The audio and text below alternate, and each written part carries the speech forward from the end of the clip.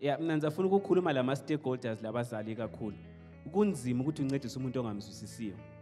Ngoba nxa sikhangela abasakhulayo, i-trend esibe khona ukuthi when we talk about Vuzu parties, we are demonizing young people.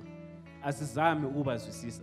Because in as much as sile culture esakhula kiyo, thina i-culture esikiyo, our reality ichiyene leyena.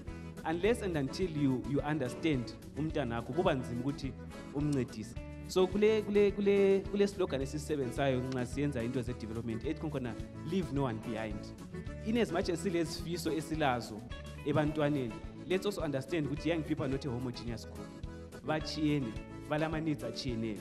Singabazwisisa kuba nzima ukuthi noma sifuna ukubancedisa kumbe ngamavuzu kumbe wa designing iprogram yesikolo, as long as they are involved and they are engaged, you find ukuthi program yangikhona it involves everyone and wonke umuntu uza participate and izancedisa wonke umuntu. Mashoko makhukuta ari kutaurwa. Bebe ari kuti kuvatariri vese vari muno nevari kunze kwenyika yedu.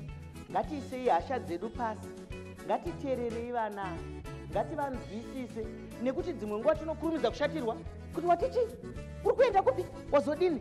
Ngatizviregedzei, ngatinzwei kana vana vaine matambudziko avainawo, kana vaine chi, ngatitaurei navo tinzwe kuti chavanetsa chiko kuti vaende kunoita bonde vari vadiki diki.